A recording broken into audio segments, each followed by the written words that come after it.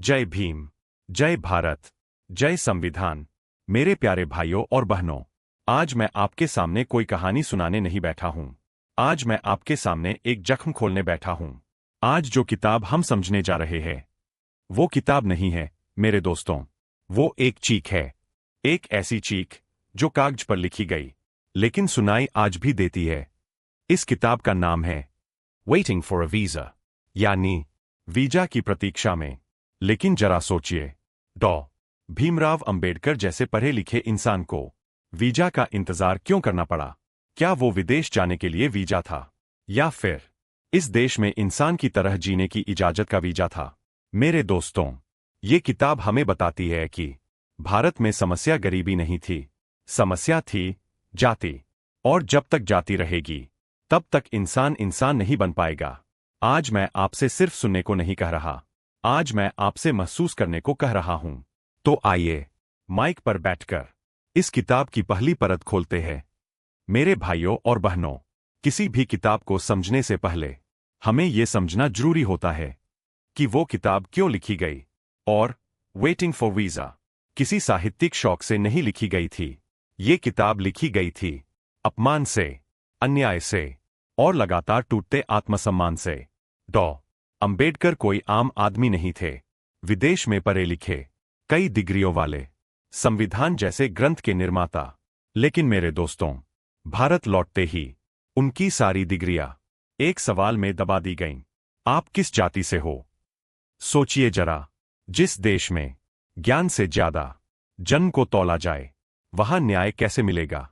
अंबेडकर इस किताब में कोई भाषण नहीं दे रहे, वो बस उदाहरण रख रहे हैं अपने जीवन के, अपने लोगों के।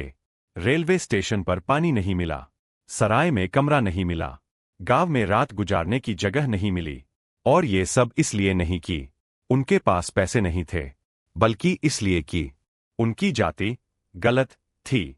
मेरे दोस्तों, जब इंसान को भूख से मारा जाए तो वो अत्याचार है, लेकिन जब इंसान को अपमान से मारा जाए तो वो हत्या से भी बड़ा अपराध है। और यही अपराध इस देश में रोज हो रहा था। अंबेडकर समझ चुके थे कि ये समस्या भावनाओं से नहीं सुलझेगी, ये समस्या भजन से नहीं सुलझेगी, ये समस्या दया से नहीं सुलझेगी। इसलिए वो कहते हैं, rights are protected not by moral appeals but by law. मेरे भाइयों और बहनों, यही वजह थी कि अंबेडकर विदेश जाना चाहते थे, क्योंकि वहां कम से कम इंसान को इंसान समझा जाता था। इसलिए वीजा सिर्फ पासपोर्ट की मोहर नहीं था, वीजा था सम्मान की उम्मीद। इस चैप्टर में अंबेडकर हमें साफ बता देते हैं, अगर एक शिक्षित दलित भी सुरक्षित नहीं है, तो अनपढ़ की हालत क्या होगी?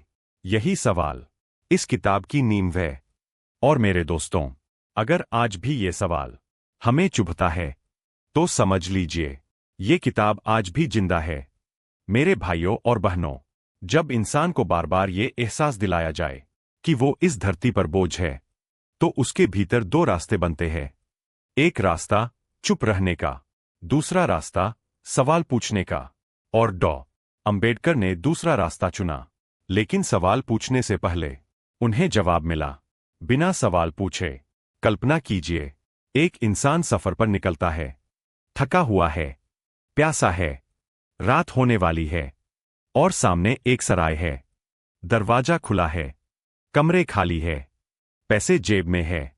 फिर भी दरवाजा बंद कर दिया जाता है। क्यों? क्योंकि उस इंसान का नाम किसी रजिस्टर में नहीं, जाति की सूची में दर्ज है। मेरे दोस्तों, ये कोई कहानी नहीं है, ये कोई अतिशयोक्ति नहीं है, ये वही हकीकत है जिसे अंबेडकर इस किताब में बिना सजाए रख देते हैं। रेलवे स्टेशन पर पानी पीना भी एक अपराध बन जाता है।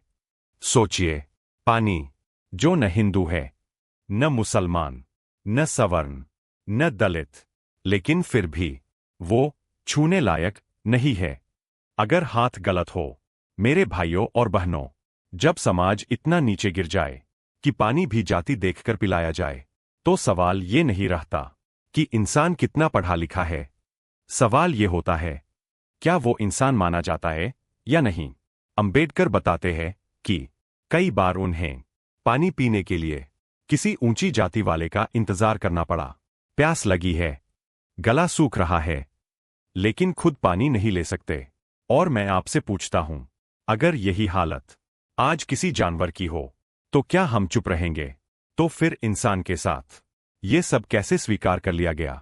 मेरे दोस्तों, यही वह जगह है जहां अंबेडकर की सोच भावना से निकलकर बुद्धि की तरफ बढ़ती है। वो समझ जाते हैं कि ये अत्याचार किसी एक व्यक्ति का नहीं है, ये पूरी व्यवस्था का है। व्यवस्था जो सिखाती है कि कुछ लोग पैदा ही इसलिए हुए हैं ताकि बाकी लोग खुद को ऊंचा महसूस कर सकें। सराय, रेलवे, पानी, रास्ता, छाया, सब कुछ बंटा हुआ है। और सबसे खतरनाक बात यह नहीं कि लोग ऐसा कर रहे हैं, सबसे खतरनाक बात यह है कि लोगों को लगता है ये सही है।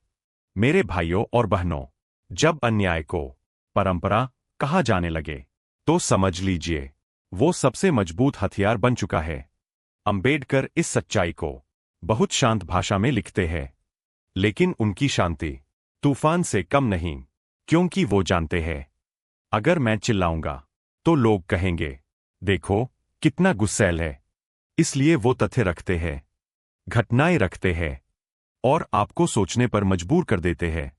आप खुद महसूस करने लगते हैं कि ये सिर्फ अंबेडकर के साथ नहीं हुआ, ये हर उस इंसान के साथ हुआ जो गलत जगह पैदा हो गया। मेरे दोस्तों, यही वो क्षण है जहां सवाल उठता है, अगर समाज इतना निर्दयी है तो क्या धर्म ने इसे रोका? क्या धर्म ने इसे सुधारा? या फिर धर्म ने ही इसे सींचा? अंबेडकर यहां किसी देवता को गाली नहीं देते, किसी आस्था का मजाक नहीं उड़ाते। वो बस पूछते हैं, अगर धर्म इंसान को इंसान नहीं बना सका, तो फिर उसका उपयोग क्या है? और ये सवाल बहुत भारी है, क्योंकि ये सवाल मंदिर की दीवारों से टकराता है, शास्त्रों के पन्नों से टकराता है और सीधे हमारे ज़मीर पर गिरता है। मेरे भाइयों और बहनों, अंबेडकर समझ चुके थे कि सुधार की बात करने वाले अक्सर उसी छाया में खड़े होते हैं जिसकी वजह से अंधेरा बना रहता है। इसलिए वो दया नहीं मांगते, वो सुधार की भीख नहीं मांगते, वो अधिकार की बात करते हैं, क्योंकि दया देने वाला हमेशा ऊपर बैठा रहता है और अधिकार बराबरी से मिलते हैं। यही वजह है कि उनके मन में विदेश जाने की इच्छा और मजबूत होती जाती है। वहां वो सिर्फ पढ़ने नहीं जाना चाहते, वहां वो ये देखना चाहते हैं कि क्या इंसान बिना जाति के भी इंसान रह सकता है। और जब वो ये सब लिखते हैं, तो ये सिर्फ अतीत नहीं रह जाता, ये आईना बन जाता है। और अब सवाल हमसे टकराता है, आज क्या कुछ बदला है? क्या आज पानी सच में सबका है या बस बर्तन बदल गए हैं? क्या आज दरवाजे खुले हैं या बस शब्दों में स्वागत है? मेरे दोस्तों, अगर ये सवाल आपको बेचैन कर रहे हैं, तो यही इस किताब की जीत है, क्योंकि ये किताब आपको आराम देने नहीं आई, ये किताब आपको जगाने आई है। और अभी बहुत कुछ बाकी है, बहुत गहरे सवाल, बहुत कड़वी सच्चाइयां, जो धीरे धीरे परत दर परत खुलती चली जाएंगी। जब इंसान बार बार ठोकर खाता है, तो वो ठोकरों को गिनना छोड़ देता है, लेकिन हर ठोकर उसके भीतर एक सवाल छोड़ जाती है, और वो सवाल धीरे धीरे आवाज बनने लगता है। अंबेडकर के साथ भी यही हुआ।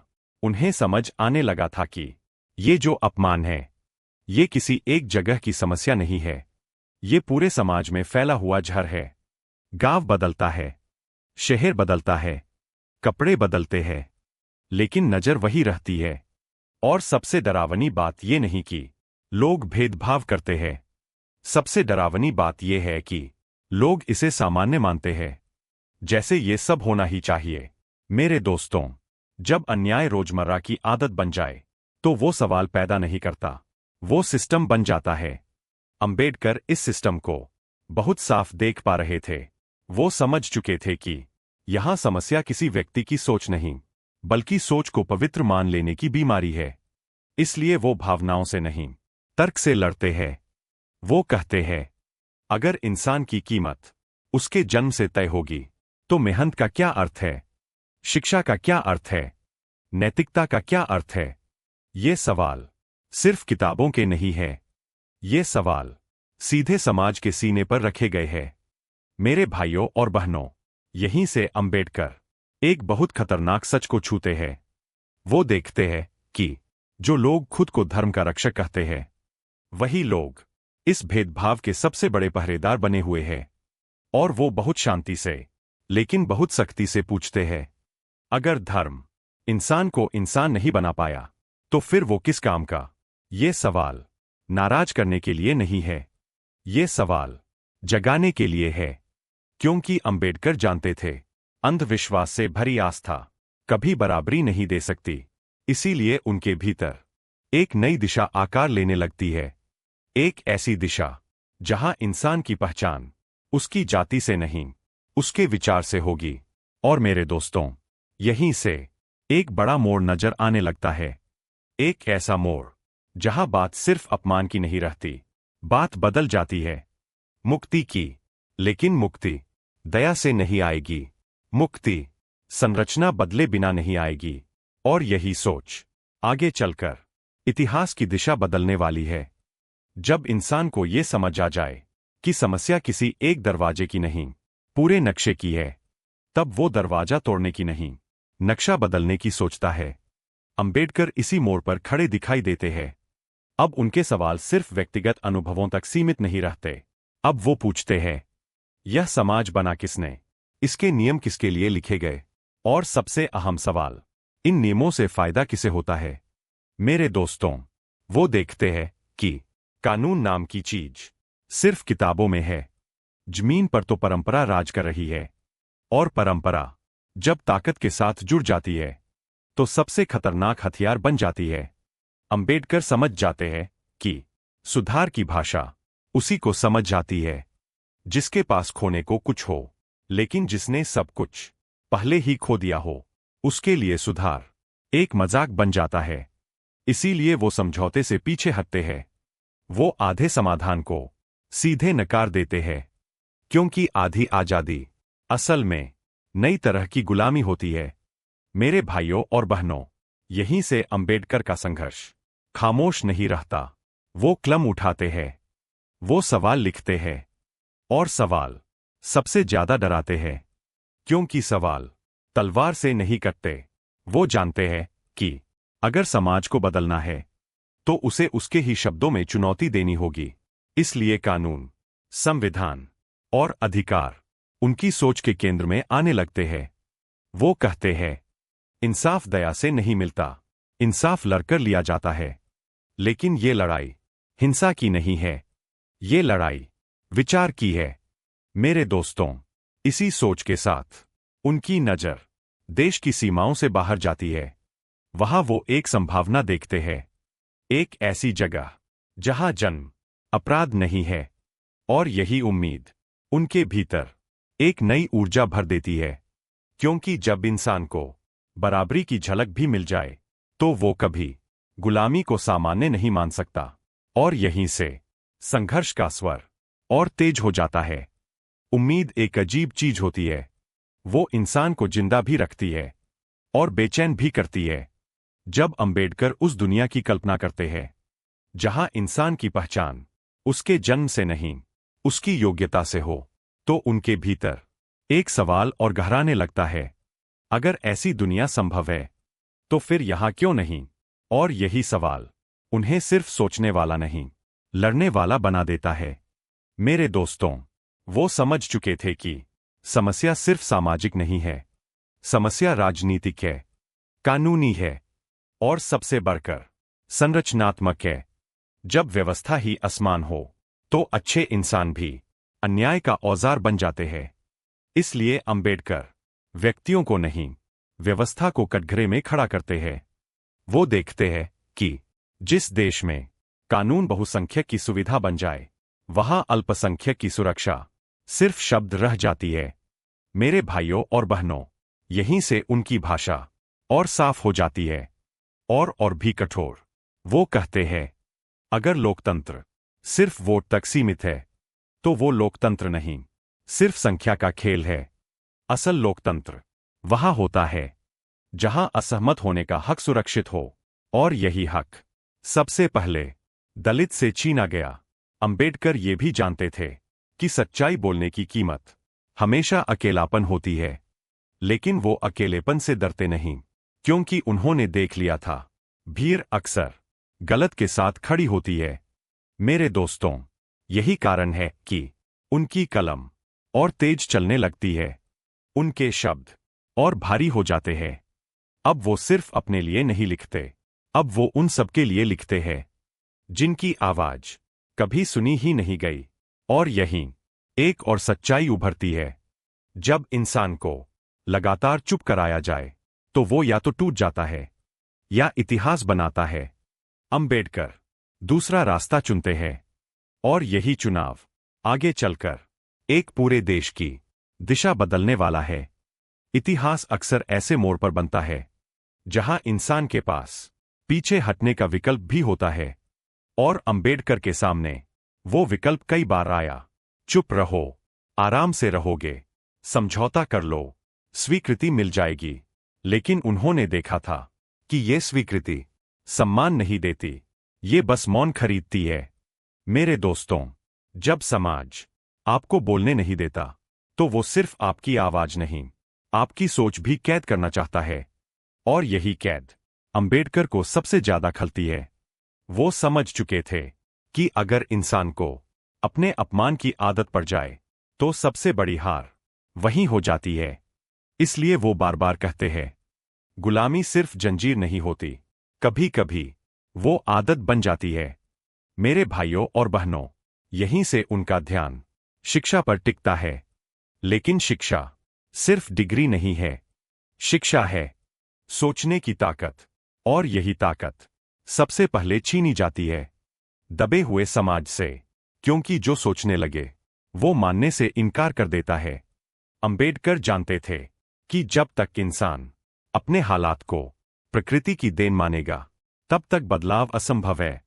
इसलिए वो कहते हैं, गरीबी ईश्वर की मर्जी नहीं है, नीचता जन्म का नियम नहीं है, ये सब इंसानों द्वारा बनाए गए ढांचे हैं, और जो ढांचे इंसानों ने बनाए हैं उन्हें इंसान ही तोड़ सकते हैं। मेरे दोस्तों, यही सोच उन्हें सबसे अलग बनाती है। वो पीड़ा को भाग्य नहीं कहते, वो पीड़ा को सबूत मानते हैं। सबूत इस बात का कि व्यवस्था गलत है, और जब कोई व्यवस्था को गलत कह दे तो सबसे पहले उसे ही गलत ठहराया जाता है। अंबेडकर ये जानते थे, फिर भी वो पीछे नहीं हटते, क्योंकि उन्होंने तय कर लिया था, अगर सच बोलने की कीमत अकेलापन है तो वो कीमत वो चुकाने को तैयार है। मेरे भाइयों और बहनों, यहीं से उनका संघर्ष और स्पष्ट हो जाता है। अब सवाल सिर्फ इतना नहीं है कि समाज कैसा है, अब सवाल है समाज को कैसा होना चाहिए। और यही सवाल आगे चलकर एक नए विचार, एक नए रास्ते और एक नए भारत की नींव रखने वाला है। जब सवाल साफ हो जाए कि समाज कैसा होना चाहिए, तो फिर रास्ता चुनना सबसे कठिन हो जाता है, क्योंकि हर नया रास्ता पुराने देवताओं को चुनौती देता है। अंबेडकर जानते थे कि बराबरी की बात सबसे ज्यादा उसी को चुभती है जो असमानता से फायदा उठाता है। इसलिए विरोध स्वाभाविक था, ताने थे, आरोप थे, यहां तक कि देशद्रोह जैसे शब्द भी। लेकिन मेरे दोस्तों, जो व्यवस्था से सवाल करता है उसे हमेशा व्यवस्था का दुश्मन कहा जाता है। अंबेडकर इसे स्वीकार करते हैं, क्योंकि वो जानते थे, अगर सच सुविधाजनक होता तो वो पहले ही स्वीकार कर लिया गया होता। वो बार बार याद दिलाते हैं कि समाज भावनाओं से नहीं चलता, समाज नियमों से चलता है, और अगर नियम कुछ लोगों को इंसान और कुछ को छाया बना दें तो उन नियमों को पवित्र नहीं कहा जा सकता। मेरे भाइयों और बहनों, यहीं से उनकी नजर धर्म की सीमाओं से बाहर जाती है। वो आस्था को नहीं, आस्था के इस्तेमाल को देखते हैं। कौन किसे झुका रहा है, कौन किसे चुप करा रहा है, और सबसे अहम, कौन किसके नाम पर बोल रहा है। अंबेडकर बहुत साफ कहते हैं, जो धर्म सवाल से डरता है वो धर्म नहीं, डर की व्यवस्था है। और डर की व्यवस्था कभी इंसान को आजाद नहीं करती। मेरे दोस्तों, इसी बिंदु पर उनके भीतर एक गहरी स्पष्टता जन्म लेती है। अगर इंसान को बराबरी चाहिए तो उसे ऐसी सोच अपनानी होगी जो बराबरी को मूल्य माने, दया नहीं। यहीं से बुद्ध की करुणा उनके विचारों में और तेज चमकने लगती है। करुणा जो कमजोर नहीं बनाती बल्कि बराबरी सिखाती है। और यहीं एक नई दिशा स्पष्ट होने लगती है, एक ऐसी दिशा जहां इंसान घुटनों पर नहीं, सीधे खड़ा होता है। मेरे भाइयों और बहनों, ये बदलाव धीरे होता है, खामोशी से होता है, लेकिन जब होता है तो इतिहास हिल जाता है। और अंबेडकर इसी बदलाव की तैयारी कर रहे थे, बिना शोर के, बिना भीड़ के, सिर्फ विचार के साथ। और यही विचार आगे चलकर एक नए युग की नींव रखने वाला है। जब इंसान के सामने रास्ता साफ दिखने लगे तो डर आखिरी बार पूरी ताकत से सामने आता है, क्योंकि डर जानता है अब उसकी उम्र कम है। अंबेडकर के भीतर अब कोई भ्रम नहीं बचा था। वो समझ चुके थे कि आधा सच सबसे बड़ा झूठ होता है। इसलिए वो ऐसे समाधान से दूर रहते हैं जो सिर्फ ऊपर से मरहम लगाते हैं और भीतर जहर को जिंदा छोड़ देते हैं। मेरे दोस्तों, यहीं से उनकी सोच अपरिवर्तनीय हो जाती है। अब सवाल ये नहीं रह जाता कि बदलाव चाहिए या नहीं, अब सवाल है किस कीमत पर। और अंबेडकर जानते थे कि इस बदलाव की कीमत आराम नहीं होगी, सम्मान नहीं होगा, स्वीकृति नहीं होगी, कीमत होगी टकराव। वो जानते थे कि जो इंसान जन्म से नीचे रखा गया हो, अगर वो बराबरी की बात करे तो सबसे पहले उसकी नीयत पर सवाल उठाए जाते हैं। लेकिन मेरे भाइयों और बहनों, अंबेडकर नीयत साबित करने में अपना समय बर्बाद नहीं करते। वो सीधे मुद्दे पर आते हैं।